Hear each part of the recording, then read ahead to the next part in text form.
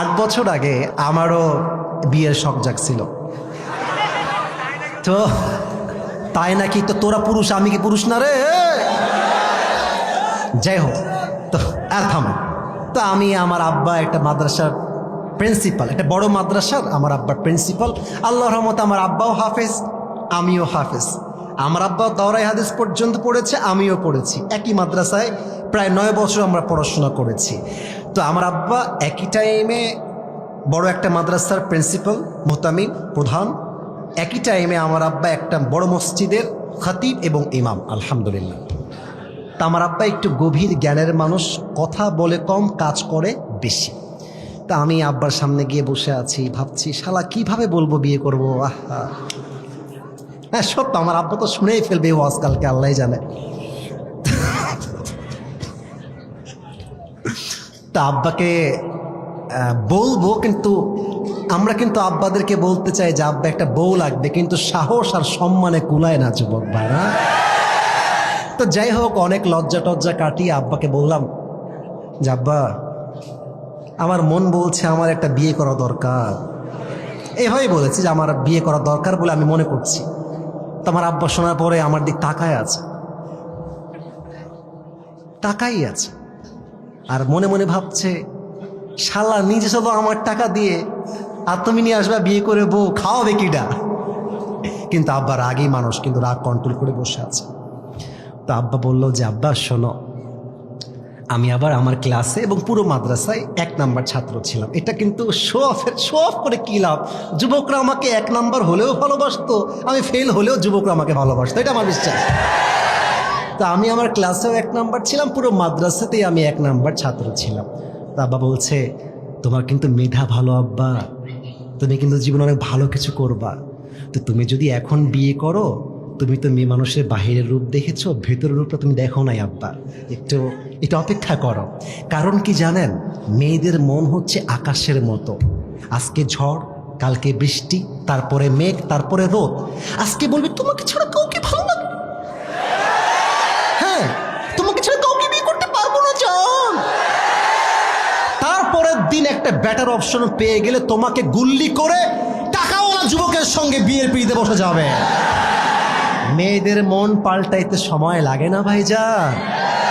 মেয়েদের উপরে এক, ভেতরে কিন্তু আর এক। উপরে বলবে তোমাকে ছাড়া কেউ ভালো লাগে না, তুমি ছাড়া কেউ নাই। আর মেয়ের মা তো আর একরকম। যখন বিয়ের জন্য পাত্রী দেখতে যাবা, মেয়ের মা বলবে আমার মেয়েটা এত ভালো, আমার মেয়েটা না স্কুলে কখনো একা যায়নি, আমি নিয়ে গিয়েছি। আমার মেয়ে না কলেজেও একা যায়নি, আমি নিয়ে গিয়েছি। আমার মেয়েটা একদম মাসুম, দুধে ধোয়া তুলসী পাতা।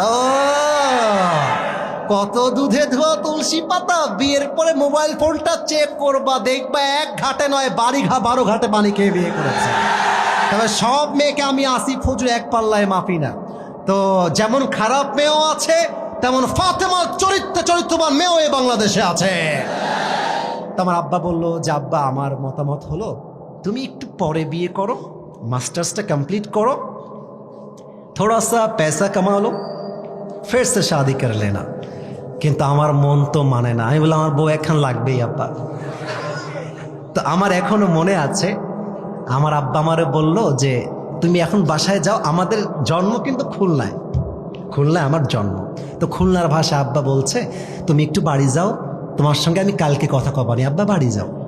তো বাসায় আসছি, ওই দিক থেকে আমার আব্বা আমার মাকে কল দেব, তোমার ছেলে টাল হয়ে গেছে, তার ছিঁড়ে গেছে, ওকে একটু বুঝাই বলো।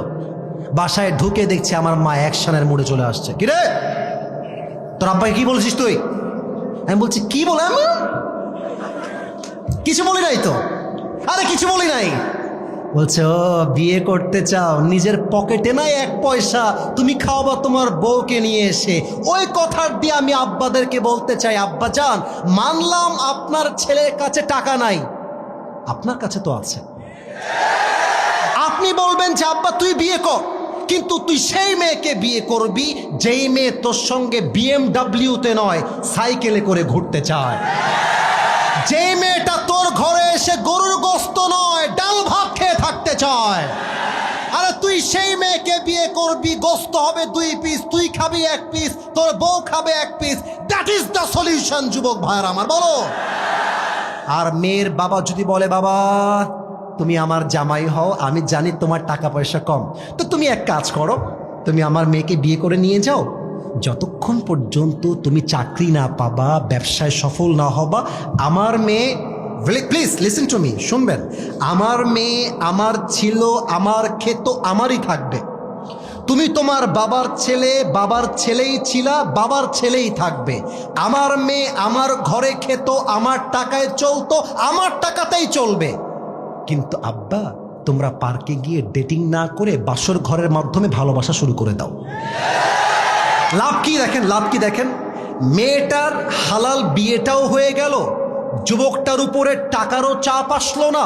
এদিকে যুবক যখন সফল হয়ে যাবে, আর দরকার হলে আমি আমার বউকে হেলিকপ্টারে করে আমার বাড়িতে সাজায় নিয়ে আসবো, যুবক ভাইয়ারা আমার। কিন্তু বিয়েটা সহজ করে দেন আল্লাহ। আমার আব্বাজানদেরকে, আমার প্রিয় মা বোনদেরকে বোঝার তৌফিক দান করে, পড়ে সবাই আমিন।